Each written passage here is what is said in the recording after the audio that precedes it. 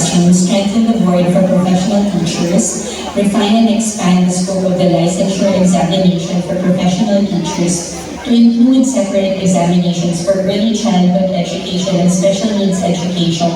and requiring graduates to submit and pass a portfolio of attainment and the professional standards for teaching as a requirement for taking the BLETT. Next, we're looking at the passage of House Bill 6429. I'm extending the EDCOM 2, and I mentioned that earlier. Next, we're also looking at the passage of House Bill 4270, which seeks to amend RA 10931, or the Universal Access to Quality Tertiary Education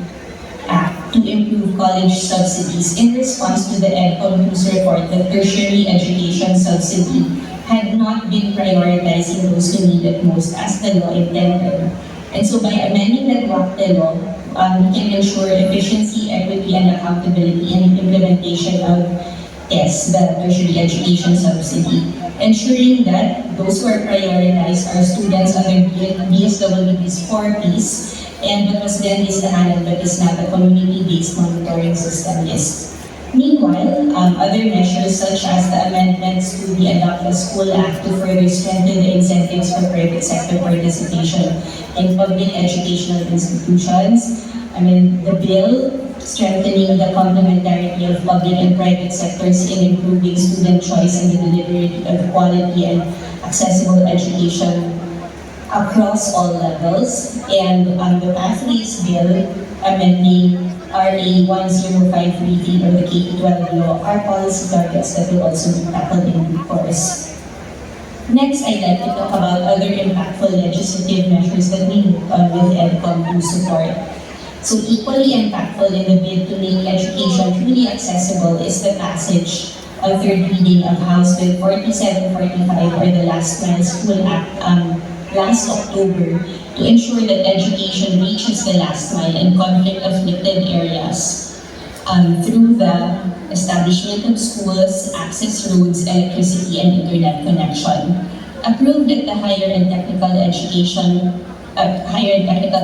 Committee level is also House Bill 4959, which rationalizes the degrees and professional standards and also provides for the creation of the Board of Curriculum Standards, and the bill also imposes additional duties and responsibilities on SHED, PRC, and TESDA to clarify and harmonize their overlapping mandates that have resulted in misalignment and fragmented standards for learning outcomes. Lastly, among the measures which the Committee on Basic Education and Culture will be tackling in due course are the bills that amend the Masustansyang Pagkain para sa Batang Pilipino Act to expand the coverage of the school-based feeding program. A number of measures for consolidation focus on the first 1,000 days of a child, expanding the supplemental feeding program to cover undernourished children under 5 years old, hopefully to end stunting and to sustain interventions in nutrition through the passage of an act that converts the National Feeding Program into a National Nutrition Program by expanding its scope and coverage and enhancing its support mechanisms. Next, I'd like to talk about the National Education Plan, which we are crafting in line with Ambition Natin 2040, which sees the Philippines as a prosperous, predominantly middle-class society, where no one is poor and our people will enjoy long and healthy lives, are smart and innovative, and will live in a high-trust society. And for that, we're looking to craft a national education plan that sets its sights on 2035 as the target for a Philippine education system that is integrated, responsive, and data-driven, preparing every Filipino with the fundamental skills to progress in learning, work, and life. And because we need a roadmap with clear key performance indicators and the results that we need to get there, we first need to squarely address the learning crisis in a manner that is strategic, inclusive, resilient, integrates systemic reforms, and is feasible. So in this regard, we are looking at 6 priority areas as our guideposts. First is supporting early childhood development, including establishing targeted maternal and early childhood nutritional and health supports and ensuring each barangay has access to inclusive and high-quality holistic early learning opportunities. Second, developing the functional literacy of early learners and ensuring that students are functionally literate.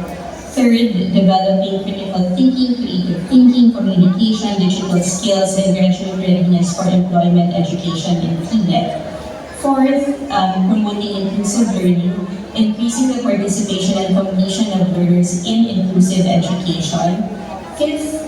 ensuring equitable access to quality tertiary education by providing learners with more opportunities to access quality tertiary education and improving the development and support of educators in tertiary education. And finally, enhancing governance and resource allocation by ensuring adequate financial and human resource investments in education and building coherent and accountable governance arrangements towards an effective education ecosystem. I hope you are following the EDCOM through social media pages for a better understanding of these sectoral updates and where we are headed. These are just some of the developments we are seeing in the capacity building sphere, and we have a substantial amount of work to cover in terms of other equally important areas of innovation, technology transfer, and human development, including equipping our learners with the green skills needed for the future and preparing our communities to embrace green transition pathways as Filipinos and as ASEAN members and also as global citizens.